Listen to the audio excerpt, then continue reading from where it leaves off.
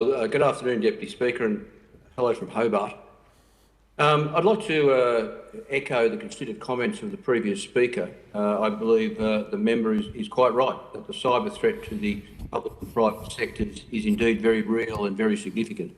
And it's more diverse than people might have once believed. You know, we have the obvious suspects or perpetrators like China, Russia, Iran, North Korea. We have seemingly countless criminal gangs out there attacking the Australian public and private sector. We also have state-sponsored criminal actors, and regrettably we even have allies who like to eavesdrop on the public and private sector in Australia and try and find out what's going on, and I'll be too polite to list some of those countries. We'd be naive to think that anyone and everyone doesn't have an interest in our electronic world and in our data, and is attempting to obtain some of it. So that's a long-winded way of saying I think there's obviously merit in this bill, and I applaud the government for trying to take action as it is about or against the cyber threat to this country. I think it's also good that the government has, albeit at the last minute, decided to split the bill in accordance with the strong recommendation of the PJCIS. The original bill was unsatisfactory, and it's wise to at least have carved out what the government thinks are the most urgent aspects of the bill and to try and get them through the Parliament this week. I say that in essence. However, I would note, though, that the PJCIS and, in fact, also the Australian Signals Directorate have both cast doubt on the urgency of getting anything through the Parliament this week. I mean, the Australian Signals Directorate have mentioned earlier in the year that the likelihood of this legislation being used is very rare. I understand was the word they used, very rare. So why we are continuing to act with such urgency when we could slow it up, and to make sure that the provisions in these reforms are really well crafted and watertight and effective. I think we're missing an opportunity there. We're creating perhaps to some degree too much concern about getting this through this week. Deputy Speaker, I would also ventilate a couple of other concerns with this bill. I think it does give excessive power to the government and to the minister in particular, because the people who might be affected by the decisions of the government and the minister don't have any resort to judicial review or any sort of effective independent oversight of the decisions of the government or the minister. And in fact, I note that in the bill before the House now, the right to judicial review is explicitly carved out and denied to the people or organisations that might be affected or would be affected by the decisions of the government and minister in the future. I'd also make the point that the reforms in this bill are not adequately funded.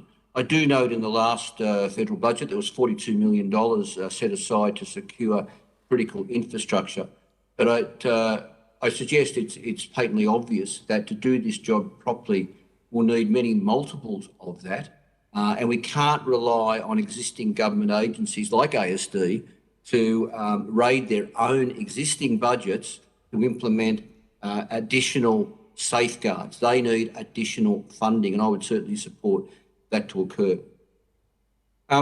Talking more broadly than just the provisions in the bill, Deputy Speaker, I'll take this opportunity to say that the government has a lot more work to do. Yes, it does need to go and rework what we now know as the second half of this bill, the bit that's been put aside. It needs to get that right. It needs to go slowly, it needs to work closely with all stakeholders, it needs to listen to their reasonable concerns and address all reasonable concerns. This is too big an issue, the cyber threat to this country, to not get right and not to properly fund. But the government also needs to do much more work more broadly. Now, I did 20 years in the Army, and I did a lot of work on vital asset protection, and I well know you can't have a platoon of infantry soldiers on every vital asset in the country, or a battalion at every port, or a division along every strategic railway line. We can't do that in a practical sense. So we have to be clever about the way we respond to the threats from nation states. But we also need to do much more work on other threats to our critical infrastructure. I'm talking about our physical infrastructure now. And the obvious example of that is, of course, our telecommunications infrastructure. And we certainly learned through the terrible bushfires of 18 months ago that our critical communications infrastructure is terribly vulnerable, terribly vulnerable. In fact, to quote some figures from the Australian Media and Communications Authority, they claim that nearly 1,400 telecommunications facilities were directly or indirectly affected during the 2019-2020 Black Summer bushfires, during which the average outage was 3.5 days and the longest 23 days. 23 days. Now, of course, you know, bushfires are going to destroy infrastructure, but there's all sorts of things we can do to make our infrastructure, our physical infrastructure, more robust. For example, better battery storage to cover outages in mains powers to phone towers, the purchase of more mobile telephony facilities for mobile phones. Now, I do note that since the bushfires, the government has put some more money into this. But again, it's a bit like the funding for the reforms before the House today about cybersecurity. Again, it's not enough. You know, we're kidding ourselves if we think we can throw, you know, several tens of millions of dollars at these issues and then sleep easy at night that our technical and our physical infrastructure and our data is all safe. It won't be. We're up against forces that are very well funded. We're up against the climate. It's becoming increasingly unpredictable and severe. We need to harden this country in all the ways we can, and we need to be prepared to pay for it. And we also, when we're talking about the security of this country, look, this might be some way from the substantive matter before the House at the moment, Deputy Speaker, but I actually think it's very relevant.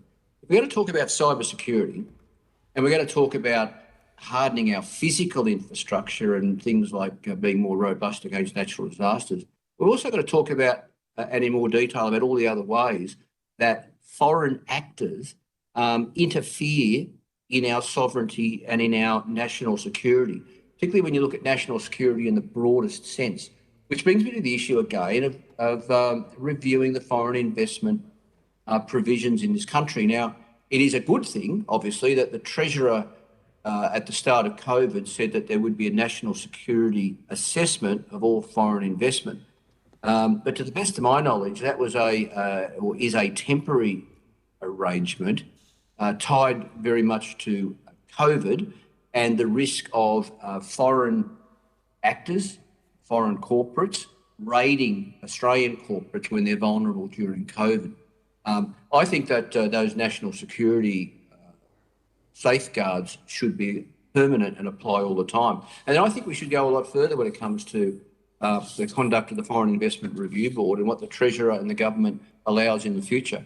I mean, here's a couple of ideas for you, Deputy Speaker. For starters, the Foreign Investment Review Board should apply much tougher scrutiny of investment that could adversely affect Australia's agricultural, business and property sectors, including the commercial property sector, as well, and I suppose this is the new bit, as well as our cultural, environmental and heritage well-being. And this scrutiny must apply equally to all foreign investors with no exemptions, to all foreign investors with no exemptions. An example of a specific reform is that all purchases of agricultural land worth over $2 million should go to the Foreign Investment Review Board instead of the current threshold of $15 million. And there needs to be greater reliance on land leases instead of freehold title. And that last point, Deputy Speaker, is something that comes up with me constantly in my community. People are constantly coming to me and they're acknowledging this country was built on foreign investment and we need foreign investment. You know, I'm not anti-foreign investment. It's just got to be on our terms. And that should include the fact that if someone wants to farm, say, substantial piece of farmland or broadacre prime agricultural land, well, maybe that can be allowed, but it must be leasehold, not freehold title. And that comes up all the time by my constituents. Lease farmland to foreign interests, don't sell it to foreign interests. Also, Deputy Speaker, the current business investment requirement that all acquisitions of an interest of 20% or more in any Australian business valued at over $261 million well, that should be applied to all foreign investment. Instead of the current practice of allowing carve-outs for favoured trading partners, including Chile, China. Remember, we have some sort of trade agreement with China, apparently, Japan, Korea, Singapore, New Zealand, and the United States. Deputy Speaker, that's obviously a bit of an omnibus connected to something about, and fairly free-ranging, talking about cybersecurity. But I maintain my point is valid. The government needs to work harder to safeguard Australia's sovereignty and security. So when it comes to cybersecurity, let's properly fund what's before us today. And let's talk to stakeholders and ensure that concerns that still exist out there, such as the fact that there's no judicial review of ministerial decisions when it comes to the bill before the House today, let's fix those sorts of things. It's a sign of a good government that listens to stakeholders, listens to the crossbench, listens to the opposition, takes on board all of the good ideas that come from all directions and to implement them and not be pig-headed and to properly fund the measures before the House today. But also to look at all the other ways in which we can safeguard Australia's national security, not just cybersecurity, which is the flavour of the month, but also obviously our defence arrangements, also hardening our infrastructure against natural disasters, to looking afresh at our foreign investment provisions, and that's something that would be very appealing to a great many Australians. There are so many things we can be doing and need to be doing, and not just the edgy things that have got all the publicity at the moment, like cybersecurity. I'll leave it there, Deputy Speaker. I commend the bill in essence, although it's flawed, and I look forward to the other half of the bill coming before the House, which needs to be much improved in what was in the original version of this bill. Thanks, Deputy Speaker. Thank you.